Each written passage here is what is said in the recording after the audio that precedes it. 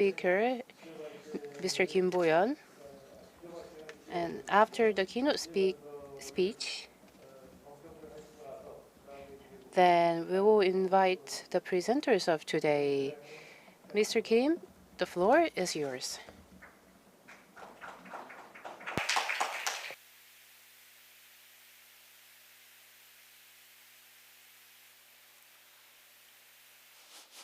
이게 마이크가 되는 건가? 마이크 되고 있어? 네. 네. Hello everyone, I am Kim Bo-hyun, Chairman of the Institute for National Security Strategy. First of all, I'd like to thank Mr. Moon Jung-in, Chairman of Sejong Institute, Dr. Robert Collin, and Mr. Kim Ki-jung, President of INSS, as well as all the staff members who organized this session. I was born and raised here in JEJU, International Peace City. After 17 years, I retired from public life in JEJU. I am honored to deliver keynote speech to you.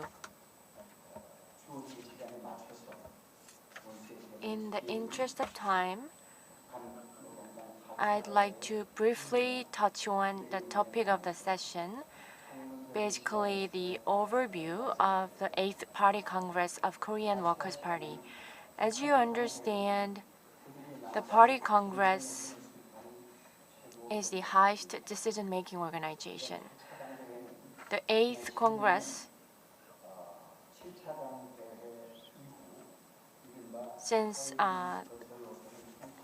asserted its pursuit of socialism and established a policy direction for the next 5 years.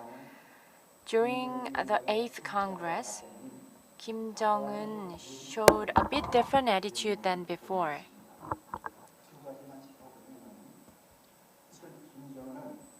First of all, looking back on the past 5 years, he said their economic development strategy fell short of its targets in almost every segment.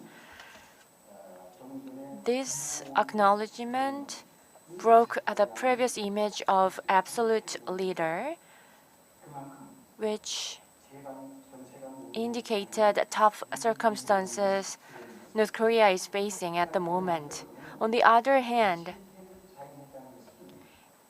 the fact that he acknowledged the failure means that he is courageous to make progress based on the current circumstances. Future strategy-wise, he, for the first time, shared a big picture. So the party mentioned that they will advance DPRK's socialism construction for the next 5 years and continue its fight for the next level in 15 years to evolve into a socialist powerhouse. Such statements imply that he takes the 8th Congress as an opportunity to break through the current crisis, as well as strong ambition for the future.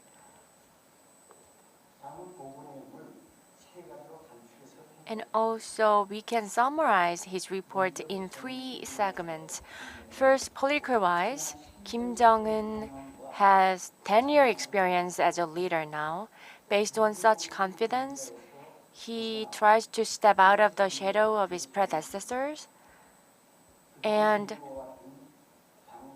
finally, by becoming the party's general secretary, he realigned the organizational system and differentiated its propaganda from its predecessors. ruminating the 주체 politics and military first politics, he introduced a new concept, which is people first politics.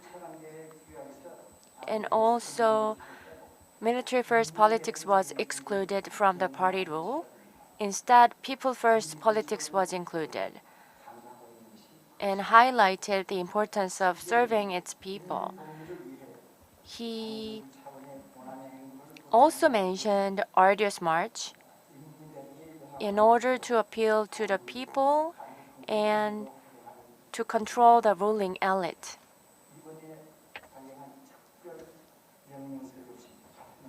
And I think the special order is in the same line. He also reinforced its ruling system, which means break away from Kim Jong-il's military system. This might be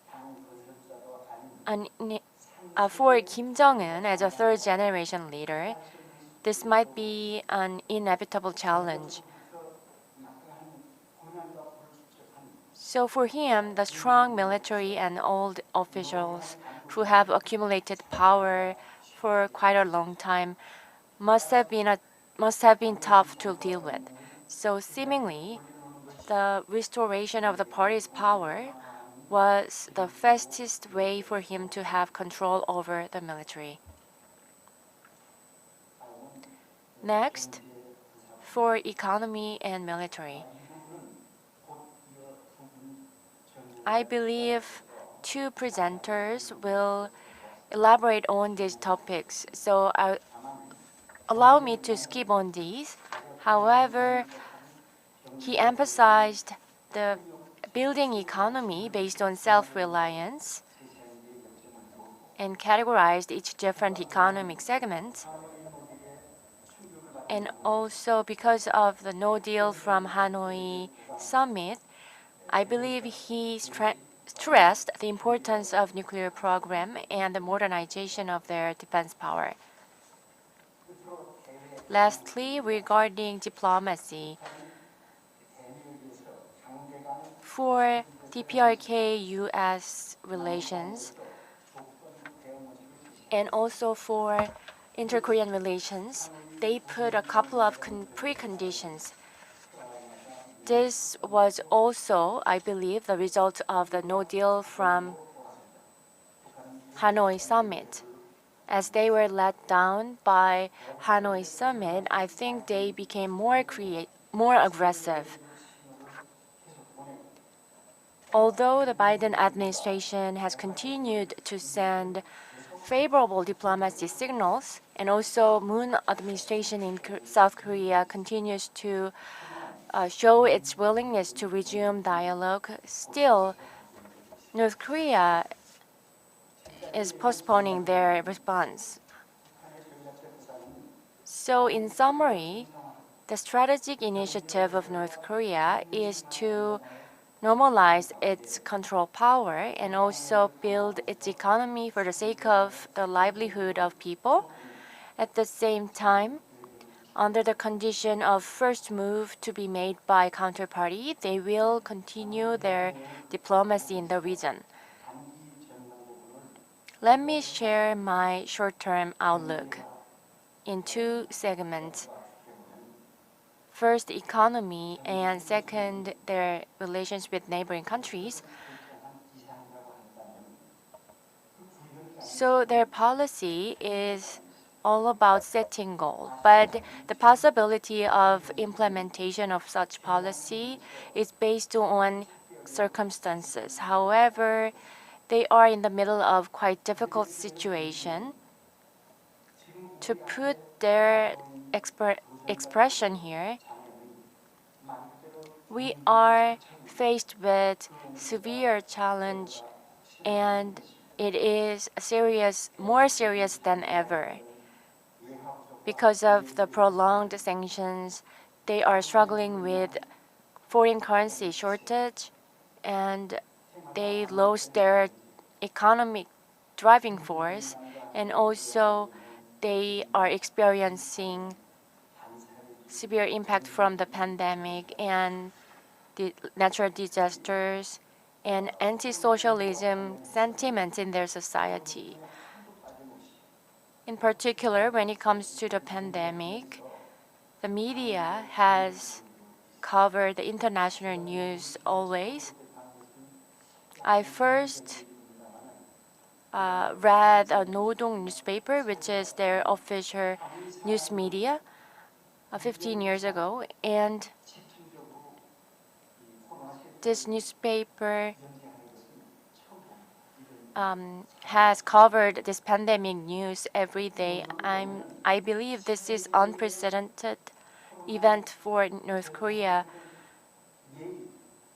On a daily basis, they provide numerical updates on the number of victims from the pandemic and also share how the government is trying to deal with the pandemic. However, there has been any report on the decrease of the number of victims, and they never expressed how they plan to deal with the situation from the level of the government.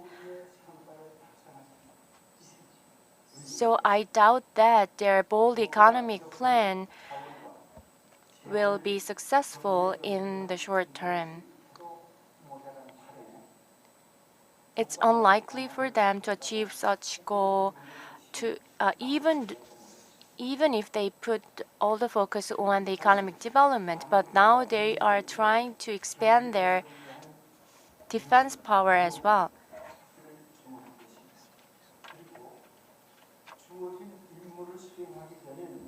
And also, they are sending this message that until the responsibility on the people is not met, these people do not have any right to die. I mean, this kind of message has been provided to the public all the way. Also regarding the inter-Korean relations and US-DPRK relations, there's no sign of short-term recovery.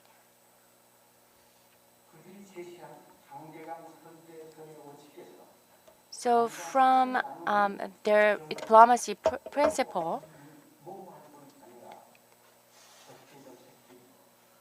it is quite ambiguous with the translation of definition of their principle, and also it's unilateral. So for the time being,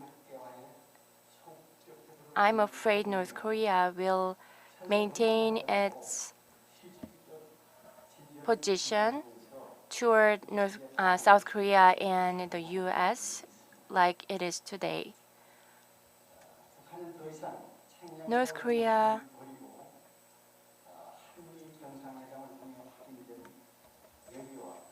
needs to come back to the table of dialogue as confirmed in the process of US DPRK dialogue process, because it is the only way for them to recover their technology as well as peace. For the first time since President Biden took the office, Kim Jong-un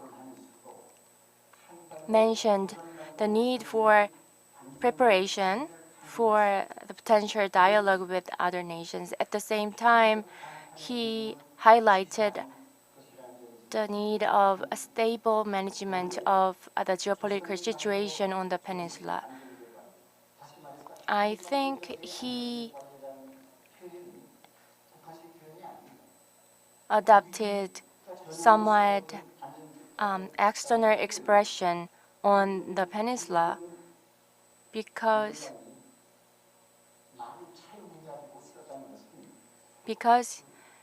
he has opened the room for further dialogue. So the Party Congress this year reinforced his base for his base as a single leader for the nation.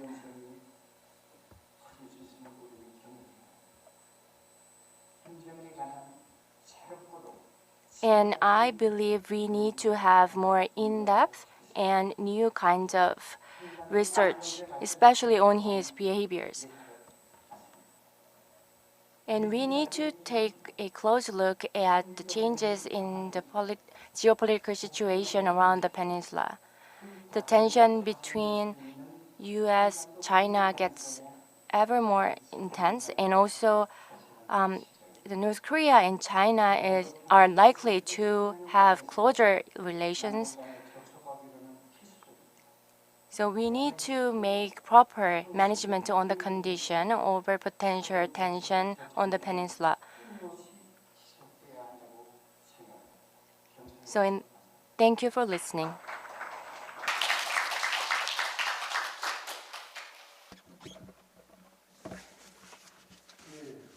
Thank you for your insightful presentation from Mr. Kim Bo-hyun. From his keynote speech is finished now, and from now on, let's get into the panel discussion in full swing. We are given about 53 minutes left, so we need to try to get punctual. So I would like to introduce the panels. Here, Dr. Jo Dong-ho will take the seat. Let's invite Mr. Jo Song-ho, the professor at Ewha Women's University. Professor Lee Jung-chul from Seoul National University. Mr. Lee Ki-dong from the Institute for National Security Strategy, and Dr. Lee Tae-yoon. So there will be 3 presentations and 1 panel for discussion today. So in particular, Mr. Kim of the INSS, he requested a brief presentation to be punctual, and he requested for me to ask questions to a type of test them. And I'm really humbled because there are the top level experts. However, I want to highlight that we need to be really punctual. So per presenter, only 5 minutes will be given. So just go briefly. And Dr. Lee, please make an insightful discussion, and later I will ask you a series of questions for Q&A session. Okay? And due to the constraints in time, let's start by Mr. Jo Dong-ho.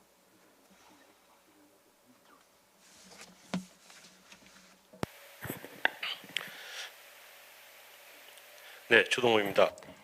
Hello, I am Jo Dong-ho. I'd like to share my thoughts on the economic development in North Korea. With the 8th Party Congress, I'd like to share my thoughts on their economy. I think they reached the tipping point now because of political factors and also regarding the content of the Party Congress. First, regarding its landscape, there has been many changes. Kim Jong-il, the father of Kim Jong-un, put more focus on military sectors. And also there was the adoption of the term competition. I think this is the first time that North Korea tried to develop economy as well as nuclear power. In 2018, in April, North Korea started to put an emphasis on economy.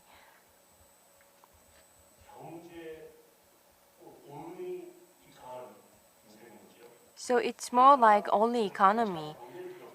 Again, after the 8th party, they are back to the competition, which is competition 2.0. But this has a little bit difference from the competition 1.0, because they pursue both nuclear program as well as the economy. But however, after the 8th Congress, they try to adopt new concepts like nuclear submarine or more advanced concepts of nuclear program. So this brand new competition is all about self-economy, self-reliance, more defensive mode. So in conclusion, in the Kim Jong-un regime, they continue to highlight the importance of economy, but now they are going back to the competition between two different sectors again. I believe their economic model has reached its limitation. The definition of economic growth could be quite complicated, but in short, outcome has to increase in growth. Whether it's capitalism or socialism, in order to increase output, we should increase input or upgrade efficiency. There is no way other than these two options. However, North Korea was not able to increase its input. That's why over the course, they tried to expand its productivity as well as efficiency. Under the socialism, they put more managers to control its laborers and tried to utilize markets in order to increase the efficiency of the economy. But then in 2017, as they started to highlight the importance of economic development and also with the pandemic, they are now in a very difficult situation. So the only option for North Korea is to increase input, but it's not possible for them because of the sanctions. So in order to expand input, we could increase capital or labor. But only card they can play at the moment is to increase labor. They have to highlight speed and hard work of its laborers because they simply have no other option.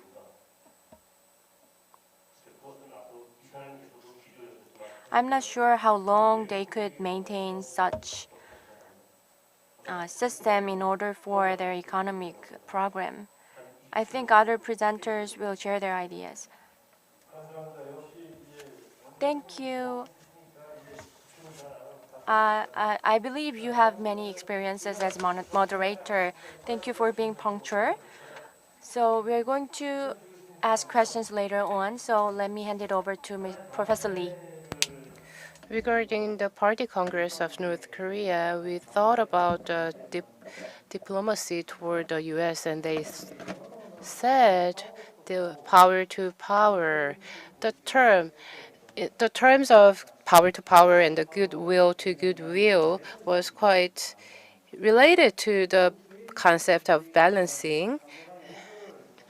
And goodwill to goodwill refers to they will try to understand the intention of the counterpart. So without longer-term viewpoint, the terms like these from North Korea, it's really hard to understand the meaning of the terms. So the external foreign policies of North Korea is put an emphasis on the self-reliance or independence and peace. In Korea, we use self-reliance. However, in North Korea, they like to use independence. So different English terms are used in both Koreas. So when they talk about independence, it means it is not connected to isolationism because they are putting an emphasis on the autonomy and the right to make their own choices. So the concepts are slightly different, and the concept of independence from North Korea has a long history from the 1970s. So they try to make sufficient production domestically, and sometimes they made a slogan of opening up the market. So they kind of zigzagged from the two different fronts. And about a few years ago, the leader of North Korea said the imperialism will collapse. And in order not to, in order to prevent imperialism from collapsing, we have to cooperate with the countries in the third world. That's that that's the independent diplomacy that was told in North Korea back in 1980s. And when the North is confronting with the US, North Koreans said they are the outpost in the East in terms of the socialism. They said the outpost. We need to focus on the term. So, outpost of tyranny used by the U.S. And they said North Korea said Eastern outpost. So in that case, they are truly against the U.S. and the term of the independent diplomacy is from the viewpoint of anti-U.S. So from this viewpoint, the political situation, the times, and the international checks and balances, all these factors are considered to maintain the independence. Is it an isolation or is it an anti-U.S. sentiment or are do they want opening up the market? So it's really hard to interpret the current meaning of independence because they sometimes use the term different way. So what is Kim Jong-un's version of independent diplomacy? It's quite hard to understand in depth because he has more than 50 nuclear ballistic missiles, and it's a nuclear power right now. And under the circumstances, he's kind of suppressing North Korea. And some say that he just turned his attitude toward South into a revisionism. And by doing so, he's trying to get the upper hand in intra-Korea relations. That's my question about the North Korean policies as of now. And from the other angle, North Korea is struggling for get recognition in the international stage. Therefore, Kim Jong-un's extreme acts of exploding the office, liaison office, and violent verbal violences, and we are trying to interpret those actions and behaviors of Kim Jong-un. And the strong power to power, the goodwill to goodwill must be interpreted in the detailed context. Thank you for your insightful presentation.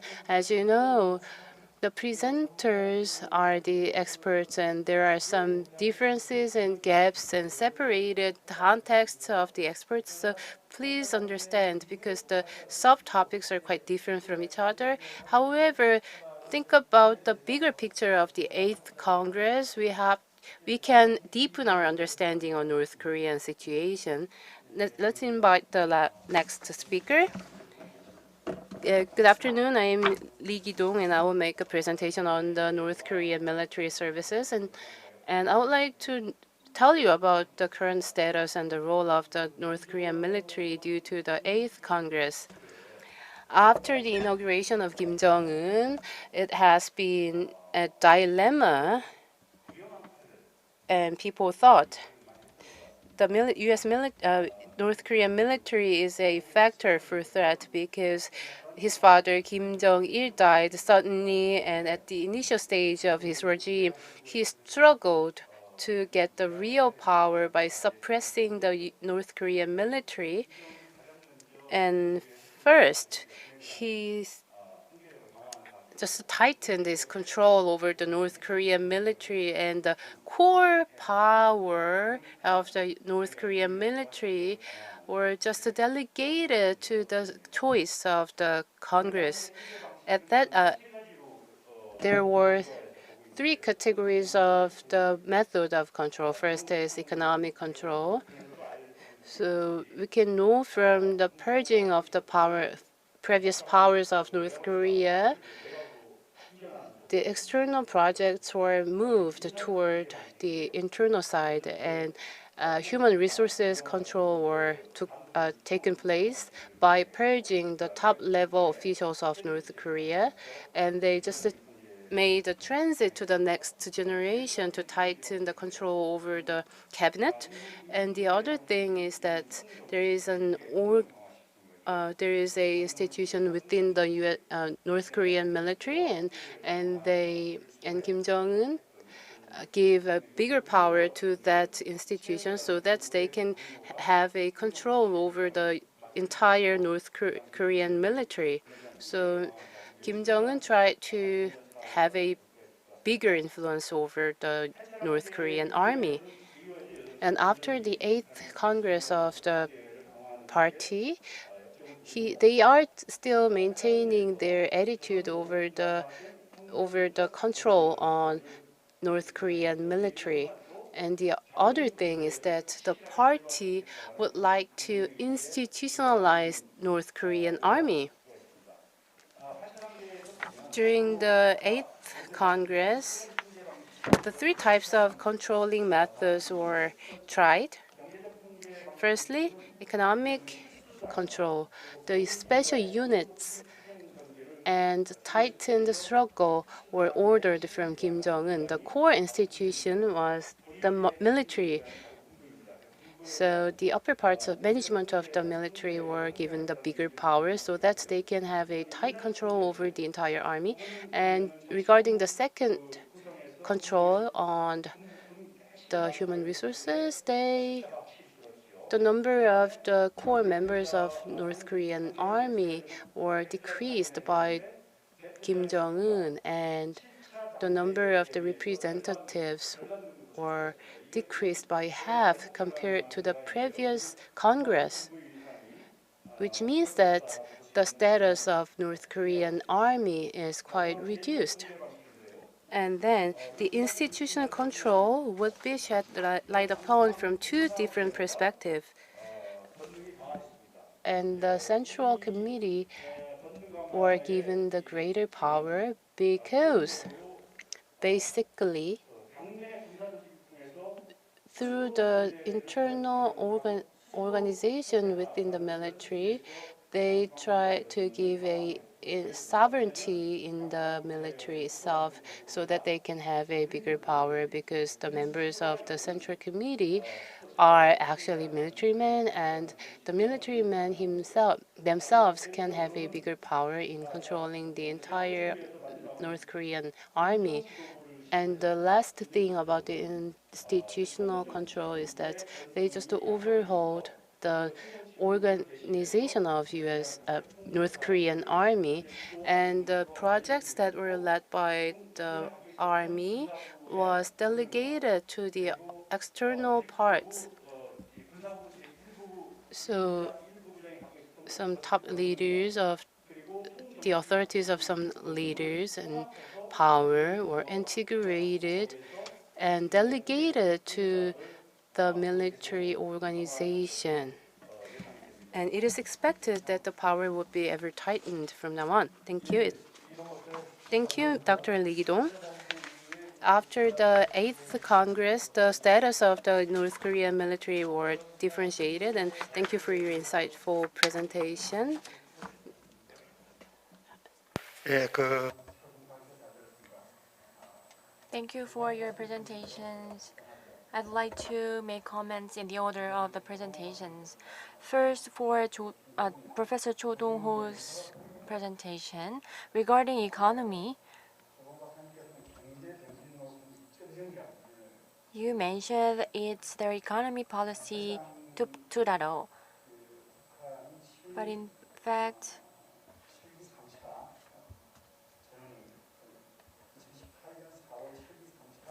But back in 2017, they already declared their concept or plan to pursue both the nuclear program as well as economy. But afterwards, again, they haven't tried to restore such policy. And also this year, they even erased such a policy in their party role.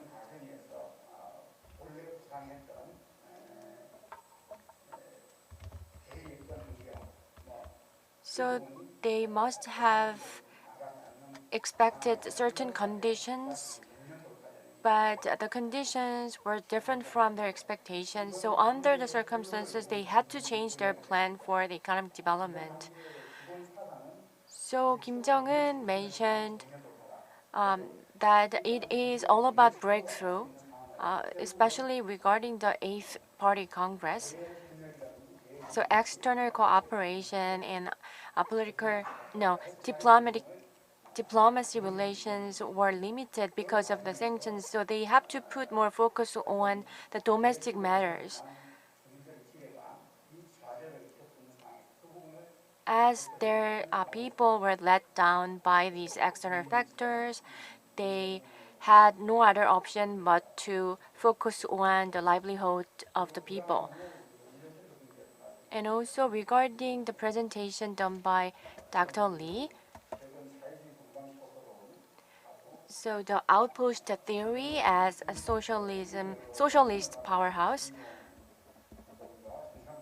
and also their effort to become normal state and to be recognized in the global community.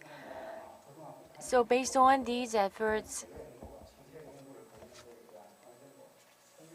so I think this provided us a good explanation of why they tried these different or bipolarized policies so far.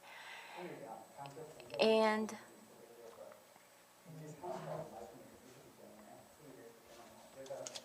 I do not have any further comment to make regarding the third presentation.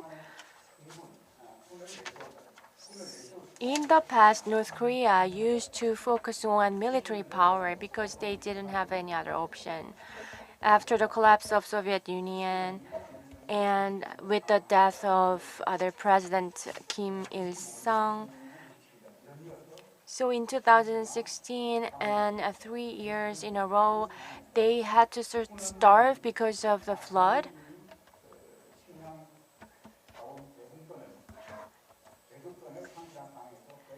So the party did not have the strong authority at all because they didn't have any food to distribute to the people.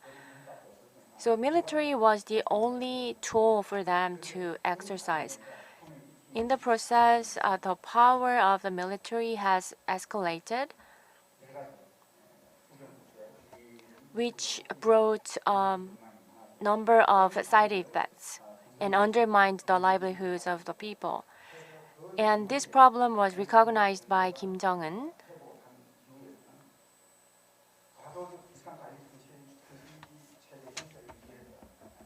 So the military first policy had to be transferred to more people-focused policy in the regime of Kim Jong-un. Against this backdrop, in the Eighth Party Congress, I believe Kim Jong-un tried to institutionalize such policy within the role of the party.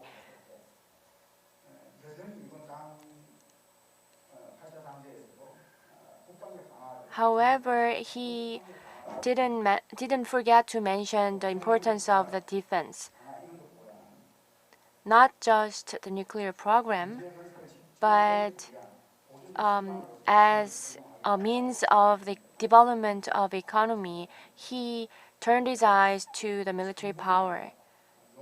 So it's not military first policy. However, he will utilize the military power in order to develop their economy further. Thank you, Professor Lee. Now, let me ask questions to respective presenters, and also I'd like to raise some questions. So if you have any other opinion to add in the middle of discussion, just simply raise your hand, then I will give you the microphone. I'd like to ask a question to you because you are sitting right beside me.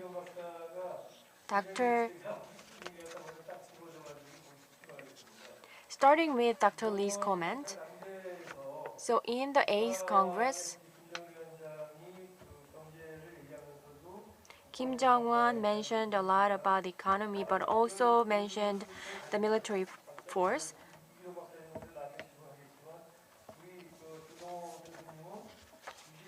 And on that, Professor Jo Dong-ho mentioned that it's their economy policy 2.0. But then Dr. Lee Tae-yoon said he doesn't agree with Dr. Jo's idea. So other than listing the segment where they will increase their military force, as Dr. Jo mentioned,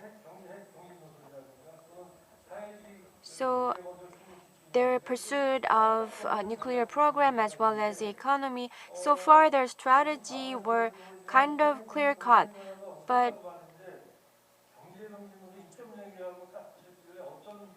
as you coined the term like economy policy 2.0, I'd like to listen if you have any further evidence. No, I'm afraid I don't have evidence or clue, but just context-wise, I think North Korea is moving that way. So when we have catchphrase like advanced society, that doesn't mean that we are becoming advanced society at all. As Dr. Lee mentioned, in order to move toward economy first policy, they have to make this logic. That's why the government in North Korea is saying that their nuclear program is already successful, so they have to put the focus only on economy now.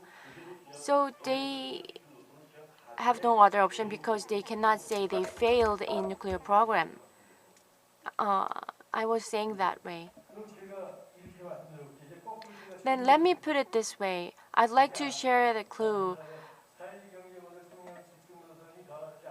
So I'd like to share a clue that there was no change at all in their socialist and economy policy. So they have shared this 5-year economic development plan in order to boost their economy and the people's lives, which means that they will utilize the natural resources that used to be monopolized by the party to the public for the sake of economic development. But practically, how do you think this policy will strengthen their military power?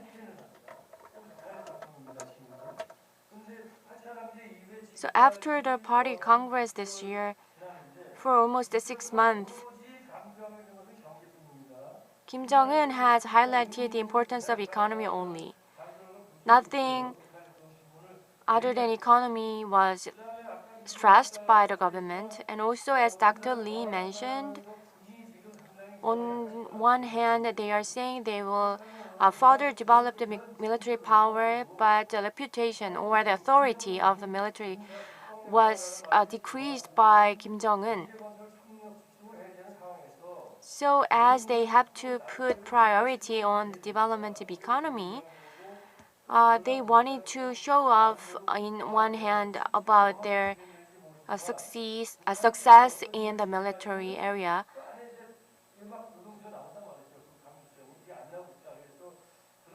So in that regard, so this economy policy 2.0 doesn't make sense for me. What's your take on this?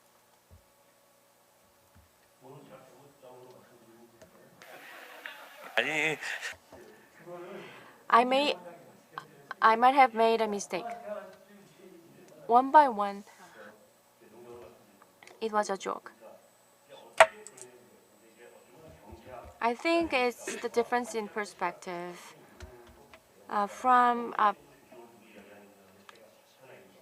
Where we put the focus changes can change our opinion. And we should make sure these messages from the party Congress is to the public in North Korea or to other nations. From the perspective of an economist, so at one point, all of a sudden, North Korea declared that they will, from now on, talk about economy only, but then they will all change their policy again to both nuclear program as well as economy. So regarding these changes in their policy, I'd like to say that they renewed their economic policy. However, they never changed the direction of the economy. They just updated or upgraded the economy policy, in my opinion. And 하나는 내부적으로는 경제건설 집중 노선을 계속 가는 것이고 대외적으로는 우리가 so domestically, they have to put more focus on the economy, but on the other hand, externally, they had to signal the other nations that they are willing to have a dialogue to some extent. So I think we have different perspectives simply. 국방력 나왔으니까 이기동 박사님한테 하나 질문을 던진 다음에 나머지 두 분께서도. So let me ask questions to Dr. Lee Gi-dong, and other presenters and participants can ask questions to him as well.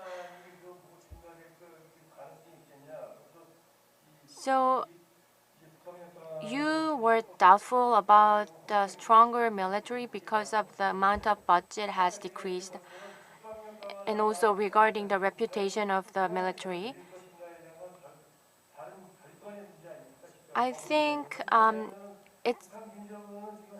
Kim Jong-un declared the completion of nuclear program and missile and other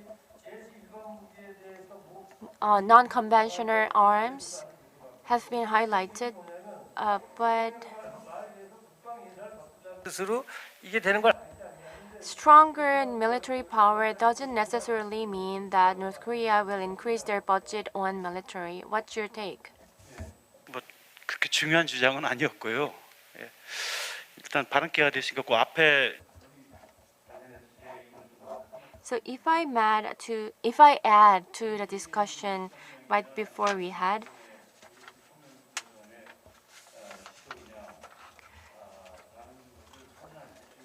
so when we decide whether North Korea is having economy policy 2.0 or they are continuing the previous economic policy, I think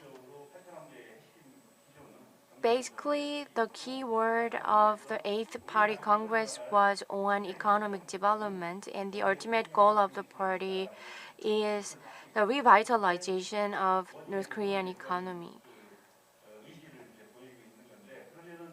So they demonstrated strong willingness toward the economic development. But then why Kim Jong-un mentioned about the military power by listing up the modernized weapons they are willing to develop? If you ask, I think as the U.S. is trying to expand their arms in South Korea, so against this backdrop, they signaled that the U.S. North Korea is ready to deal with any armed conflict going forward.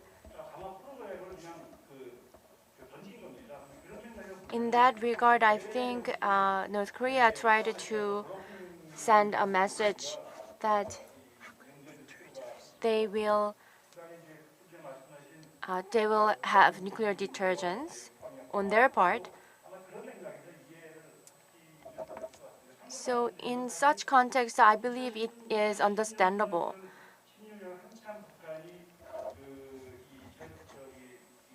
Back in 2016, when they conducted multiple nuclear tests, their budget on the military didn't increase significantly.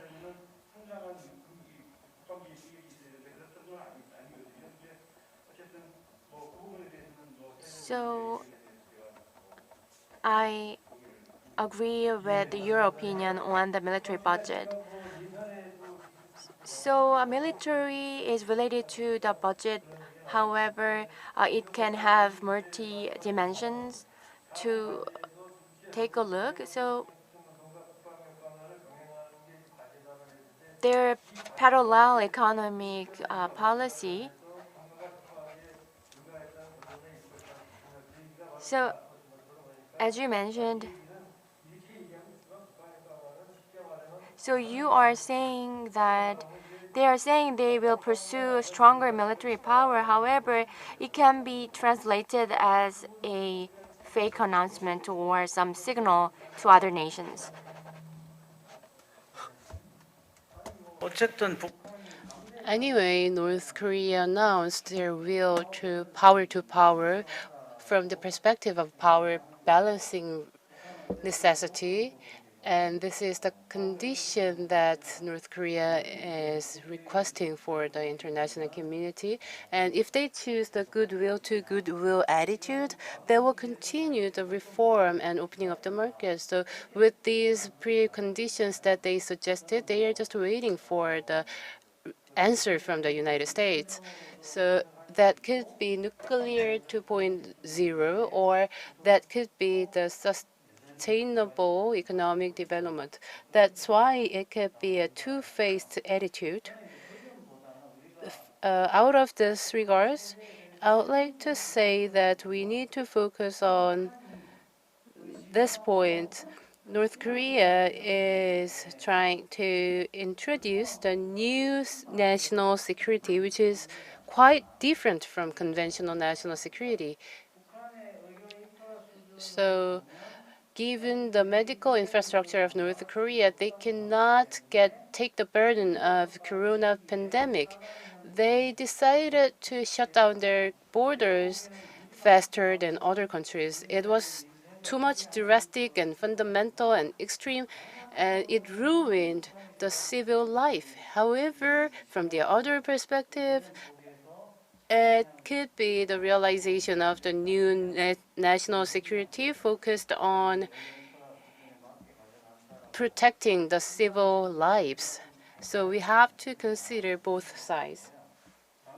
Last year, North Korea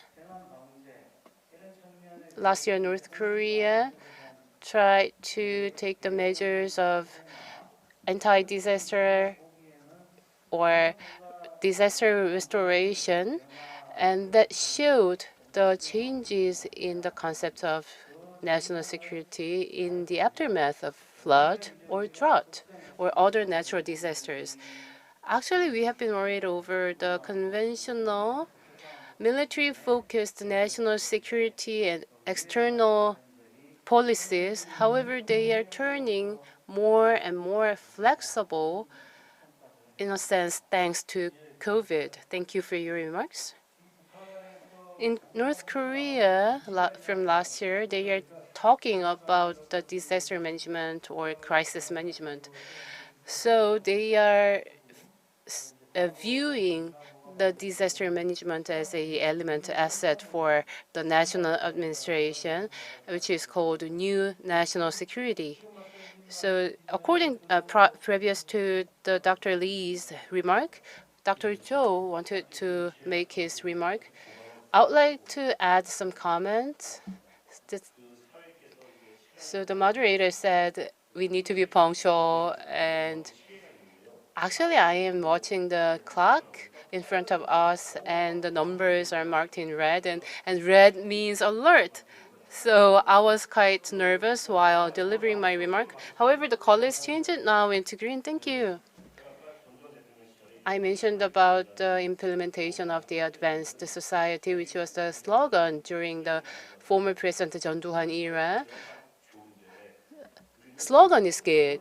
However, there's no actual action to realize or implement the campaign. We have to check out the resource for realization.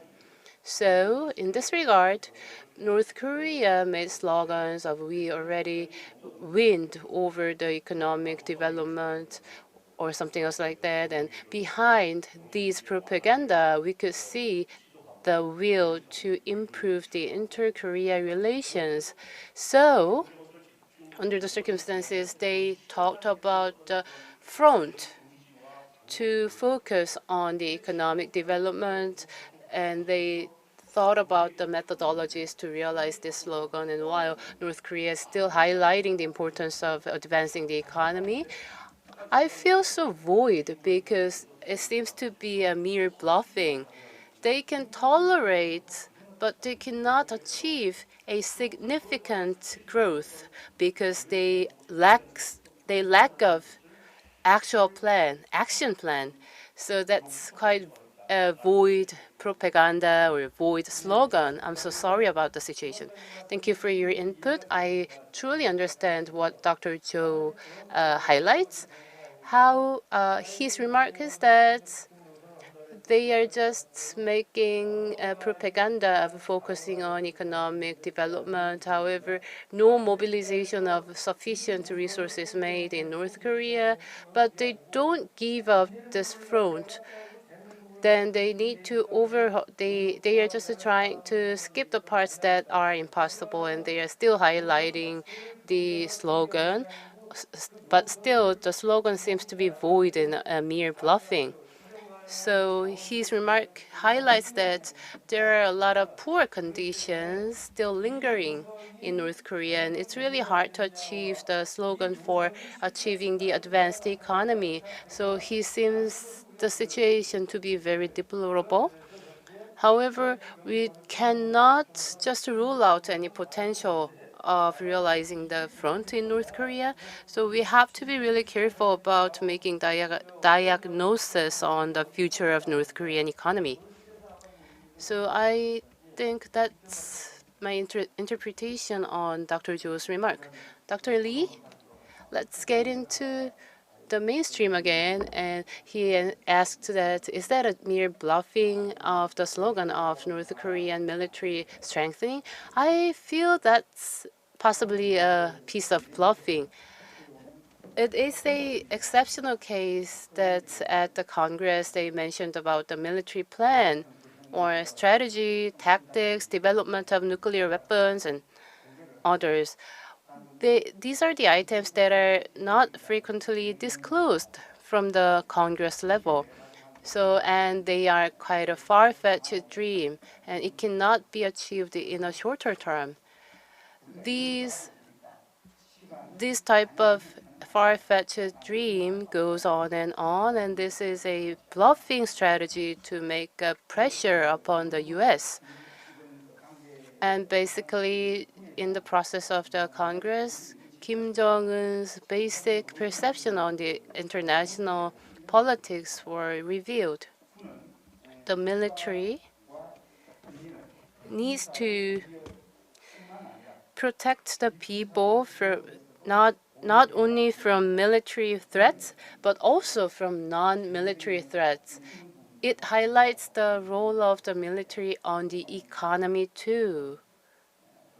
So I think the military beef up or arms beef up plan of the North is just a bluffing. And yeah, that's drawing a lot of attention from the world on putting on an emphasis on the arms beef up plan. And now the military is also talking about the plan for developing economy, and sometimes the military is mobilized for the disaster recovery works, such as after the flood or something else like that. That means that the military can sometimes intervene in the civilians' life to make them protected. And there's another question to Dr. Lee. These days, the Sino-U.S. decoupling or the tension is heightened these days, and these type of tension, is that an opportunity or a crisis for North Korea? What's your opinion about this?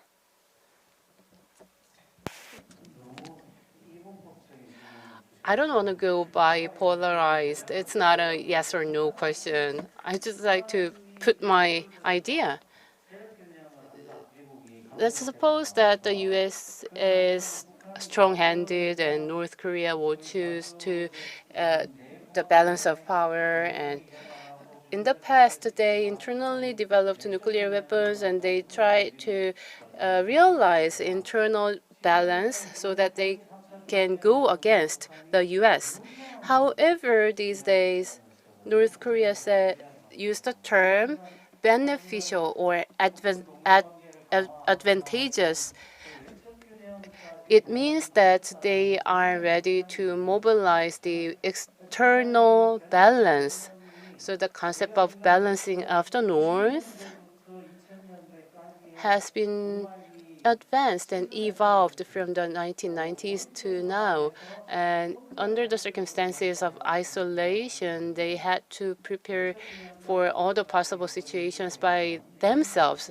However, these days, they changed their attitude toward the international politics. And these days, I'm wondering about the future of the North Korea China relations. Are they having any type of strategic communications? There has been a series of Communist Party of China's ceremonies, and regarding these events, the ambassadors of the two countries announced their articles or the reports on the series of the events to celebrate the opening of Communist Party of China. And I understand that North Korea would like to utilize the external balance they achieved. But the thing is that we are quite doubtful over the tolerance of North Korea because of the economic isolation of the North as of now. And in the time of conflict, in the time of cooperation, North Korea's response is based on balance, and they are expanding the concept of balance right now. I don't think my question was that vague, but the answer was quite different from what I expected. I'm sorry. But I did not intend any yes or no question. So let me just paraphrase my previous question. So under the circumstances of U.S.-China decoupling, will it have any influence over the North Korean policies or North Korean nuclear policies of the U.S.? Do you expect any influence of the U.S.-China relations in the U.S.-North Korea policies? The reason that I said it's difficult to answer is that we have to approach in the several scenario for the U.S.-China relations. And about a few months ago, we watched the Alaska summit, and they said that's the revival of the Cold War era, and they said they saw a certain type of confrontation. However, I believe that in the given time, the two leaders of the G2 had to express their ideas about the international politics. So I don't really think the G2 relations will get into another confrontation because there is a possibility of a new cooperation system. So I think the two possibilities are still open. So after the dialogue, they announced a statement. The first story on it was about North Korea. That means US and China found a common ground regarding the North Korean issue. Still, North Korea is trying to have external balancing via China, but at the same time, North Korea is cautious of potential abandonment by China as well. I think that's why North Korea is putting so many preconditions before their dialogue, but they are willing to, at the same time, and open to dialogue. Basically,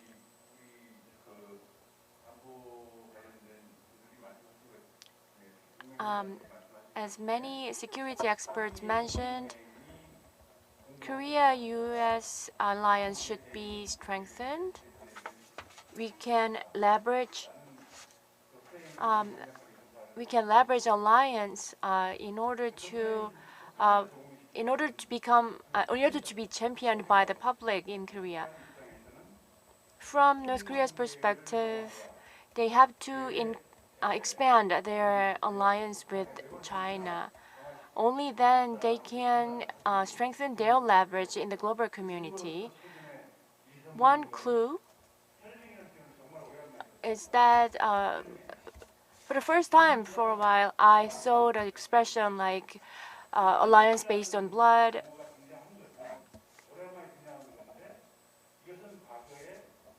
This alliance based on blood means that from China's perspective, China think North Korea has something to repay to China. So from that perspective, I think this kind of notion that China considers North Korea as someone who that has still something to repay to China, this kind of notion has highlighted.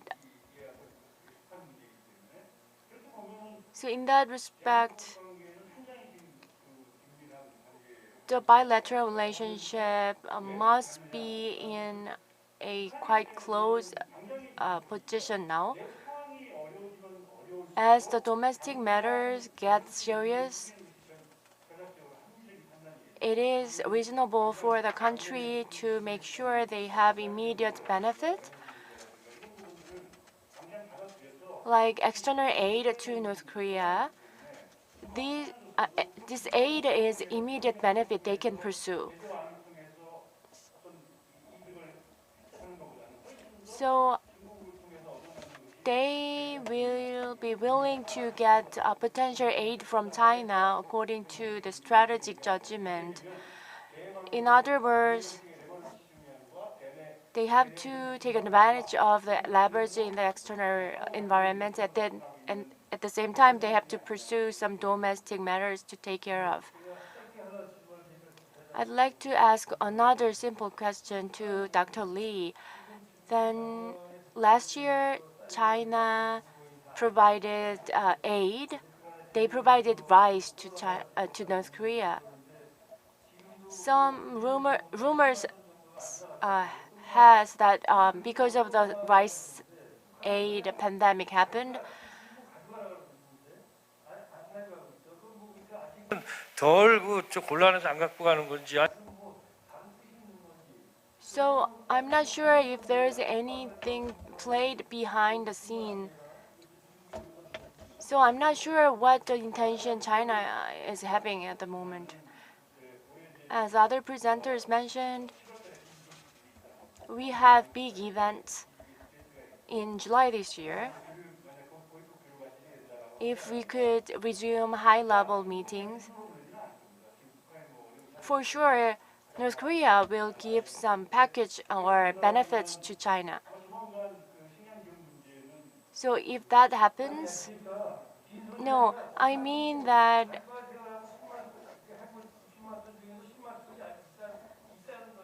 So China is willing to provide additional aid to North Korea, but North Korea turned it down. I'd like to know what sentiment or what move North Korea is trying to make here. Vice President Lee, please help me here. So last year, China provided 10,000 tons of rice to North Korea, but she promised 50,000 tons in the bilateral meeting.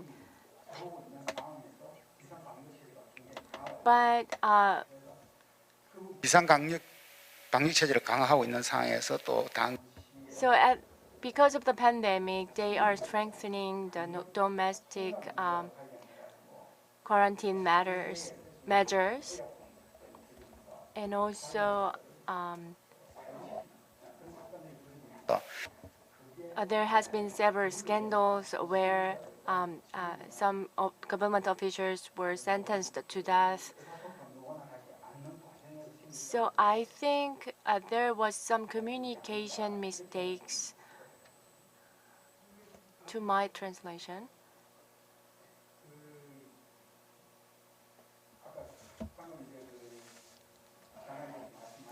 As you mentioned, under such a difficult situation, why North Korea is not accepting the aid? Nonetheless, it's clear for all of us that North Korea is struggling with food shortage. As seen in the 8th Party Congress, out of 8 agenda, the food shortage was the second listed on the agenda.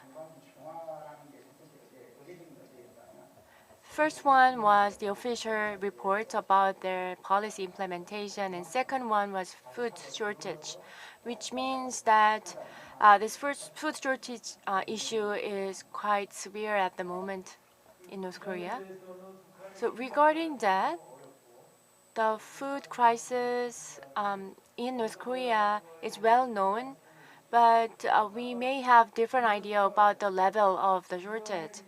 Now, regarding leadership in North Korea,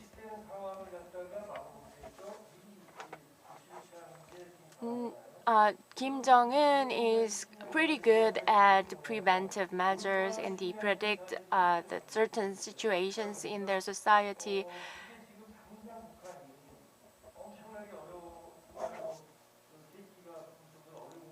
So, I mean, one suspect is that Kim Jong-un might not, possibly is not clarifying about the food shortage status at the moment.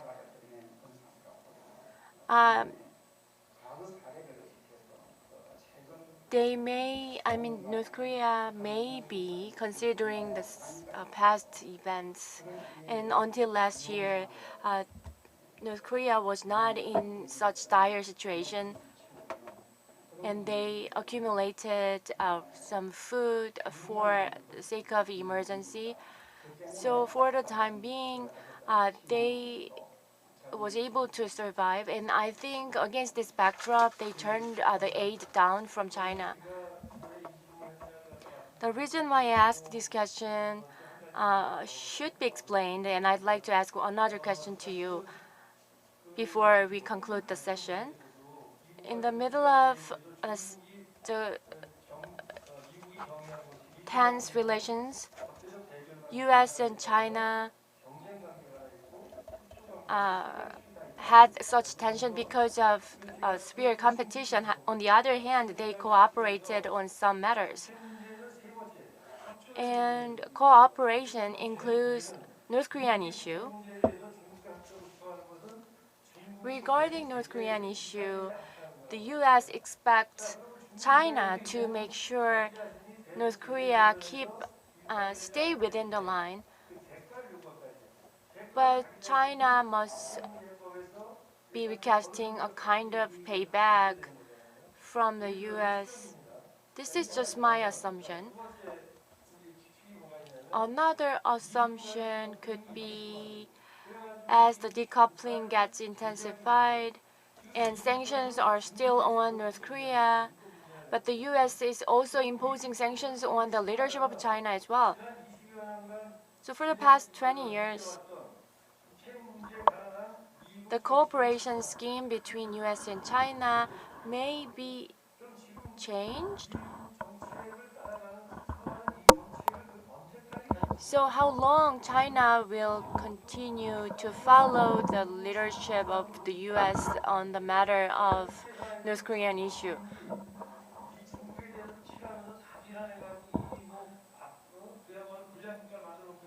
So under the situation between US and China,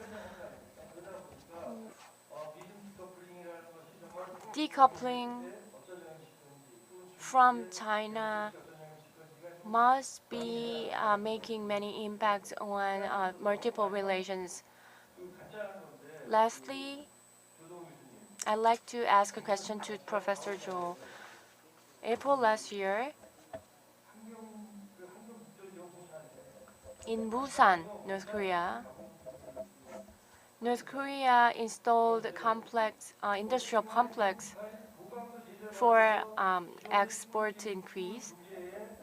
But with the sanctions, they failed to expand their export and economic revitalization, and also struggle with the pandemic. But in the middle of this kind of situation, they installed this kind of complex.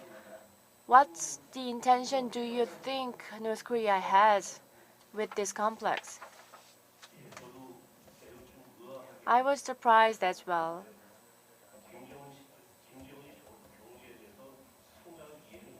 I'm confident that Kim Jong-un has a good understanding of economy because infrastructure is a must for economic development. It changes the economic growth, and based on capital, we can have infrastructure. But because of sanctions, these infrastructure are not working. But still, North Korea is adding another infrastructure, so it doesn't make any sense. And these complexes are led by local governments, not the central government in North Korea. So I'm guessing that North Korea is in some extent of autonomy to local governments regarding economy in particular.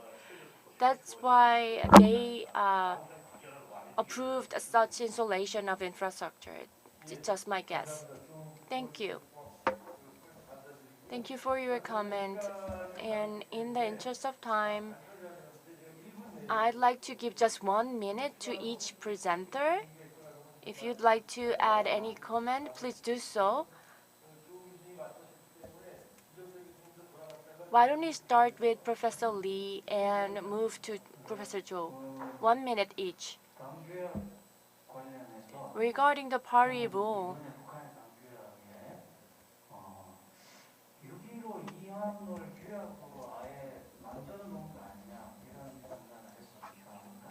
낮은 단계 연방제와 so they included June 15 implementation in their party rule.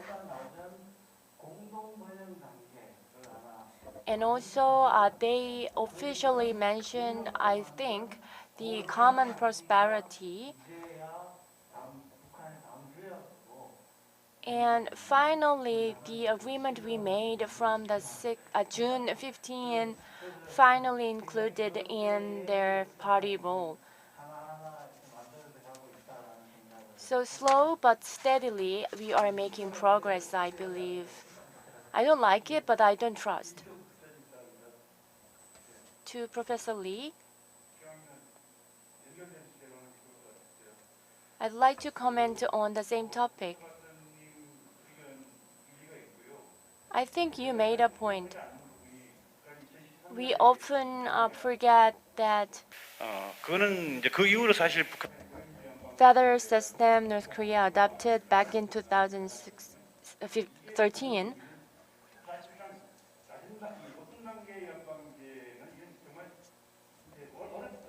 High-level federation system is not easy to achieve.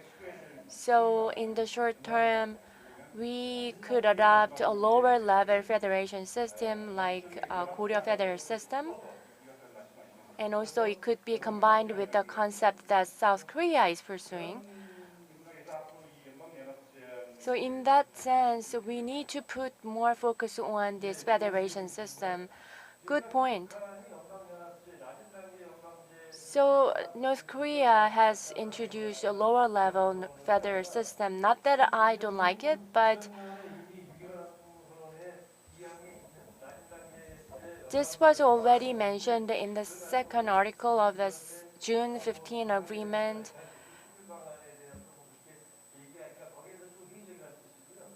But I don't think it's meaningful to have that as a topic on the negotiating table between two countries. To Dr. Lee, I'd like to mention on the same topic as well. In the 8th Party Congress, the party role mentioned co-prosperity, which is not familiar to the people of North Korea because peace, co-prosperity, these terms are popular among South Korean public. I think this is a signal that they are willing to adopt the idea that has been presented by South Korea. To Dr. Jo, as our moderator smoothly operated this session, I was impressed. Next time, if I have an opportunity to become a moderator, I'd like to do like you. I will never become a panelist when you moderate any session. Thank you for your meaningful presentation as well as insight sharing. I wanted to challenge you with tough questions. 오늘 저녁에 Because the chairman of the institute insisted me on asking tough questions to you. So sorry about tough questions today, and this concludes the session. Thank you, everyone. 해주신 자장님 Thank you, the moderator and the participants. on the stage. 네, 저희가 정말 통일이 되면 얼굴도 지실 귀한 분들 Once the peninsula is unified, these people will be much busier. and all the audience in this place. 마지막까지 애써주신 행사 담당